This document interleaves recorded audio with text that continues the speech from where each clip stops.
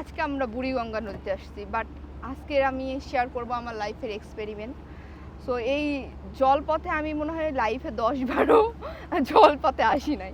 কারণ হচ্ছে ছেড়ে দিই দিয়ে পড়ে যাই। আমার জামাইয়ের শুধু ধান্দা, মানে কোনোভাবে পড়লেই হয়, পড়লেই তো মানে রাস্তা ক্লিয়ার, দ্বিতীয় বিয়ে করার একদম সুযোগ, সুবর্ণ সুযোগ। এই সুযোগ কি আর ছেলেরা হাত ছাড়া করে? ওরা তো চাই ওদের বউ পড়ে যাক, আমি হাত দিয়ে ধরতেও দিতেছে না। যাই হোক, আমি ফার্স্টে অনেক ভয় পাইছি, আস্তে আস্তে এখন একটু নর্মাল লাগতেছে, মনে হইতেছে যে না মানে ভয়ের কিছু নাই। ওয়াও, দেখো অনেক সুন্দর লাগতেছে না? মনে হচ্ছে না একটা দ্বীপ? আসলে আমরা না আমাদের বাসার আশেপাশে এই সৌন্দর্য, এই জিনিসগুলো না উপভোগ করতে আসি না। আমরা যাই লাখ লাখ টাকা দিয়ে থাইল্যান্ড, মানে বিভিন্ন দেশে ঘুরে বেড়াই। রিসেন্টলি আমরা কতগুলো দেশ ঘুরে আসলাম বলো, এত সুন্দর সুন্দর ভিউ দেখার জন্য, অথচ আমাদের বাড়ির পাশে এত সুন্দর ভিউ আছে, এর আগে কখনো আসিই নাই, তাই কিনা বলো? তো একটু দেখাও, পুরো একটা দ্বীপের মতো, দেখেন পুরো একটা দ্বীপ, মানে চারিদিকে পানি, পানির মধ্যে দেখেন কি সুন্দর গাছপালা। আদৌ কি সত্যি এখানে গাছ কিভাবে হইছে? আমিও আসলে গাইস সত্যি অনেক সুন্দর জায়গা, লাইফে একবার হলো আসতেই হবে এটা দেখার জন্য।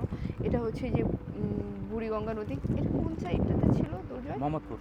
মোহাম্মদপুরই তো, বছিলা বলে না? বছিলা বছিলার এই সাইডে।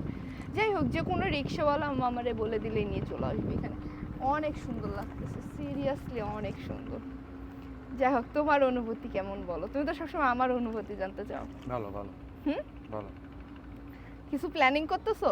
আমি একটা প্ল্যানিং করতেছি, এটা পরে বলছি, আগে শেষ করি আগে তারপরে। না না বলো, সমস্যা নাই, অন ক্যামেরায় বলো। চিন্তা ভাবনা করতে ধরে মানে নদীতে চুবায়া, তুমি তো সাঁতার পারো না? না পারি, কে বলছে পারি না? পারলেও এখানে চুবাইতে চলে যাব, মানে জীবনের যতগুলো মানে বোঝা। সাঁতার প্রতিযোগিতায় আমি প্রথম হইছি, তুমি আসছো, আমি সাঁতার পারি। মামা কিছুক্ষণ আগে কি বললো যে সাঁতার পারি না, ঠিক না? এখন বলতেছি কি সাঁতার পারি। বলতে হবে আমি তা নাইলে দুর্বলতার সুযোগ নিয়ে আমাকে, মানে আমার সাথে ব্ল্যাকমেল করতে পারে। যাই হোক, আমি স্বীকার করবো না আমি সাঁতার পারি না, আমি বলবো আমি সাঁতার পারি। এটা কি মাছ ধরার জন্য?